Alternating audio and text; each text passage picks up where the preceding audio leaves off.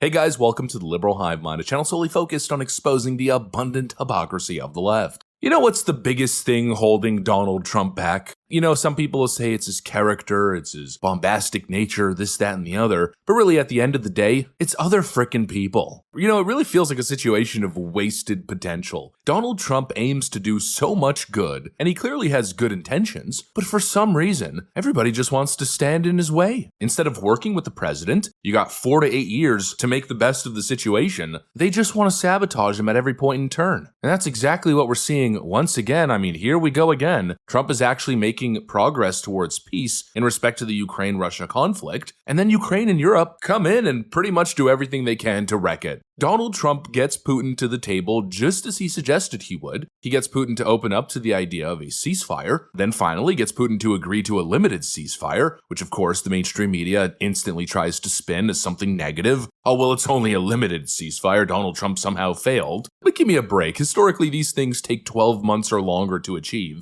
You know, negotiating a full-on ceasefire doesn't happen in a week. But the point is, Trump is moving the conflict in the right direction, that is a fact, and then immediately, less than a week after the progress is made, Zelensky comes in and sabotages the whole thing. I guess he must have had another one of those secret behind-the-scenes meetings with Chuck Schumer and Chris Murphy, but holy frickin' moly, what's happening right now is honestly baffling. It's hard to wrap my head around. Let me show you guys exactly what's going on here. We got some stuff to get into, so let's roll the tape. Alright folks, so just like I said, Vladimir Putin finally is coming to the table, and guess what? A couple days later, Zelensky throws a massive wrench into the whole process. Right as we're seeing de-escalation and even getting the UN on board, as they were planning to put peacekeepers on the ground, Zelensky comes out and says this. Що стосується ООН, при всій повазі ООН нас не захистить від окупації або бажання Путіна прийти знову. Ми не бачимо ООН як альтернативу контингенту або гарантіям безпеки. Ми підтримуємо розумні, логічні стосунки з Організацією Об'єднаних Націй, я маю на увазі з представниками і генсеком тощо, але це не може бути, ООН не може бути альтернативою гарантіям безпеки.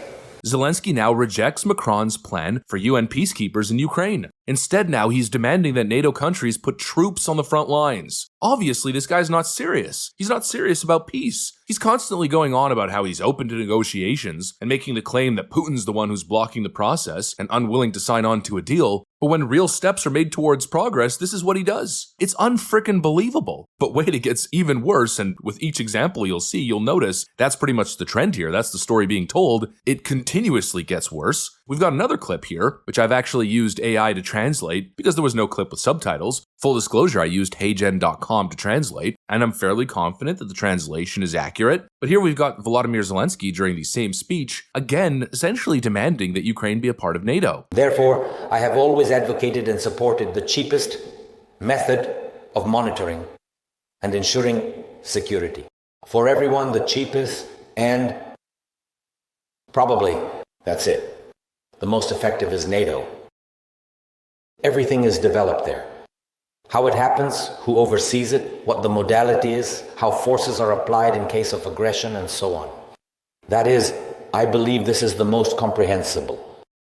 If we don't have this format, then everything will be more expensive and more complicated. And this comes just 3 weeks after Volodymyr Zelensky suggested that the only way that he would resign is if Ukraine was given a guarantee that they would join NATO. And you could look that up. I'll put a headline up here on screen. He said that 3.5 weeks ago. But let's be clear, Ukraine will never be a part of NATO. Everybody knows this. It's not happening. And clearly this suggestion of Ukraine joining NATO is one of the main reasons why this war started in the first place. It's viewed as a national security risk and an escalation by the Russian regime. Yet this guy continues to insist. He continues to poke the bear. And again, right as we're slowly moving forward in the right direction when it comes to peace negotiations, this guy comes in and says, I want UN boots on the ground, and what I want is a security guarantee is joining NATO. It's completely wild. But of course, as I stated earlier, it gets even worse. Now, I'm sure a lot of you guys have been paying attention to what's been happening here. Russia initially agreed to a ceasefire, or they agreed to sit down at the table and discuss a ceasefire, negotiate a ceasefire. And in the end, a full ceasefire was not achieved. But Russia did agree to a limited ceasefire, committing to a full stop on attacking Ukrainian energy infrastructure and civilian sites. That was the agreement, right? No attacks on energy sites. Well, now, according to the reporting, and there's even a video,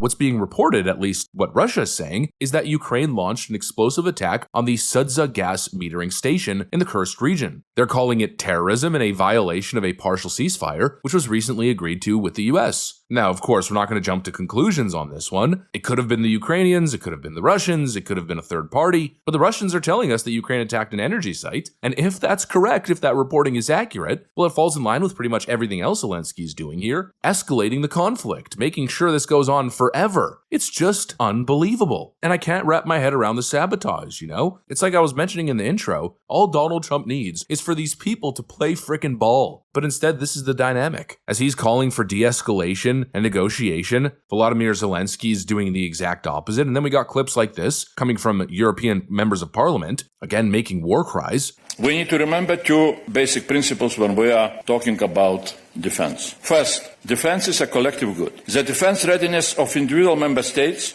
is an expression of the basic European value of solidarity. Our security depends on our ability to implement collective defense. Collective defense can only be effective if all member states invest into appropriate development of their national defense capabilities. Without this kind of investment, defense of other countries is weakening.